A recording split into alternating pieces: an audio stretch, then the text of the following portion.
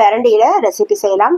நுனி பகுதியை மட்டும் கொஞ்சமாக ஒரு கைப்பிடி அளவுக்கு வர்ற வரைக்கும் நான் வெட்டி எடுத்து வந்து வச்சுருக்கேன். வெட்டி க்ளீன் பண்ணி வச்சுருக்கேன். இது செய்யறதுக்கு பார்த்தீங்கன்னா நல்லெண்ணெயில் செஞ்சால் நல்லாயிருக்கும். அதனால் ஒரு 2 ஸ்பூன் அளவுக்கு மட்டும் நல்லெண்ணெய் சேர்த்துடலாம்.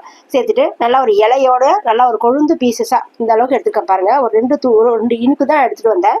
அதை வந்து இது போல் கட் பண்ணி எடுத்துருக்கேன். அந்த ஓரத்தில் இருக்கிற நார்லாம் எடுத்துகிட்டு அந்த இலையோட சேர்த்துக்கலாம். நம்ம இலையோட சேர்த்து இதை நம்ம வந்து வதக்கி எடுத்துக்கலாம். நம்ம இந்த அளவுக்கு சேர்க்கறது வந்து பார்த்தீங்கன்னா ஒரு 2-3 பேர் அளவுக்கு சாப்பிட்லாம். பிரண்டை பார்த்தீங்கன்னா நம்ம கடையில் வாங்கும்போது நல்லா டார்க் கலராக பச்சை கலராக இருக்குது பாருங்கள். அதுதான் வந்து ரொம்ப நம்ம உப்பு அதிகமாக இருக்கும். நம்ம வீட்டில் ஒரு சின்னதாக ஒரு குச்சி எடுத்து சொறி வச்சாலும் அது நல்லா வளர்ந்து வந்துடும். வளர்ந்து வந்துச்சுன்னா அதில் வந்து இந்த மாதிரி பிஞ்சு தண்டாக எடுத்து நம்ம சமைச்சு சாப்பிட்டுக்கலாம். இதை போல் செய்யும்போது பார்த்தீங்கன்னா அடிக்கடி நம்ம வீட்டிலேருந்து எடுத்து ஒரு சட்னி அரைக்கும் போது இதை போல் ஒரே ஒரு இனுக்கு மட்டும் ஒடிச்சு கூட நம்ம சட்னி அரைக்கிறதுக்கு யூஸ் பண்ணிக்கலாம். வெங்காயம் தக்காளி சட்னியில் கூட இதை ஒரு இனுக்கு போல் எடுத்து நீங்கள் சேர்த்து சட்னி செஞ்சுக்கோங்க. நம்ம எப்படி பிரண்டையை வந்து அடிக்கடி சமையலில் சேர்க்கணுமோ அதை போல் நம்ம சேர்த்துடலாம். இந்த அளவுக்கு வதக்கி விட்டதுக்கப்புறம் இதில் வந்து சேர்க்கறதுக்கு பார்த்தீங்கன்னா நல்லா ஒரு கைப்பிடி அளவுக்கு சின்ன வெங்காயம் எடுத்துருக்கிறேன். இப்போ வெங்காயம் கண்ணாடி பக்கம் வரும்போது காரத்துக்கான மிளகாய் பார்த்தீங்கன்னா நான் பச்சை மிளகாய் ஒரு 3 மிளகாய் போல் சேர்த்துருக்கிறேன். நல்லா இந்த பக்கம் வதங்கி வரும்போது இதில் ஒரே ஒரு துண்டு இஞ்சி சேர்த்துடலாம். சேர்த்துட்டு இது மறுபடியும் நம்ம வதக்கி விடணும். வெங்காயம் பார்த்திங்கன்னா நல்லா கலர் மாதிரி வருது பாருங்கள். இந்த அளவுக்கு வரும்போது பிரண்டையும் நல்லா வெந்திருக்கும். பிரண்டையோட கலரும் பாருங்கள் நல்லா மாறி வந்திருக்கு. நல்லா ஒரு வாசனையாகவும் இருக்கும்.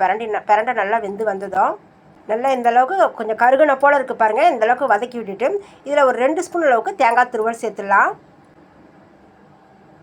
சேர்த்துட்டு இதில் கொஞ்சமாக புளி, ஒரு சின்ன நெல்லிக்காய் அளவுக்கு புளி, இதுக்கு இந்த அளவுக்கு மட்டும் புளி சேர்த்தா போதும். புளி சேர்த்துட்டு இப்போ ஒரு தடவை கலந்து விட்டுட்டு இப்போ நம்ம ஸ்டவ்வை ஆஃப் பண்ணிடலாம்.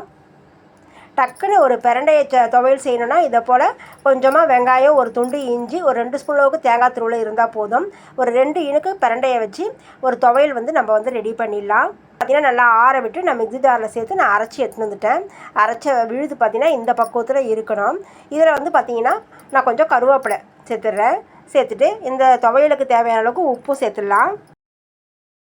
உப்பு சேர்த்துட்டு மறுபடியும் நம்ம இதை அரைச்சி எடுத்துகிட்டு வந்துடலாம். அரைச்சிட்டு எடுத்துகிட்டு வந்ததுக்கப்புறம் இந்த விழுதை பார்த்திங்கன்னா நம்ம ஒரு கிண்ணத்தில் மாற்றிடலாம். மாற்றிட்டு இதுக்கு தாளிப்பு கொடுக்கணும்னு அவசியம் இல்லைங்க. தாளிப்பு கொடுக்காமல் இதை அப்படியே சாதத்தோடு கலந்து சாப்பிட்றதுக்கு ருசியாக இருக்கும். நான் தாளிக்கணுன்றதுக்காக கொஞ்சமாக 1 ஸ்பூன் அளவுக்கு எண்ணெய் சேர்த்துட்டு 1/2 ஸ்பூன் அளவுக்கு சீரகம் சேர்த்துருக்கிறேன். ஒரே ஒரு வரமிளகாயை மட்டும் நான் கிள்ளி சேர்க்குறேன். சேர்த்துட்டு ஒரு 2 சிட்டிகை போல் நம்ம பெருங்காயத்தூள் சேர்த்துடலாம். சேர்த்துட்டு இந்த தாளிப்பை நம்ம அது துவையல் கூட சேர்த்துடலாம். நல்லா ஒரு சூடான சாதத்தோட இந்த பிரண்டை துவையலை சேர்த்து கொஞ்சமாக நம்ம விருப்பத்துக்கு நல்லெண்ணெய் இல்லை நெய் ஏதோ ஒன்று சேர்த்து இதை நம்ம பிசைஞ்சு சாப்பிடும்போது பார்த்திங்கன்னா நல்ல ஒரு ஹெல்த்தியாகவும் இருக்கும். சாப்பிட்றதுக்கு ருசியாக இருக்கும்.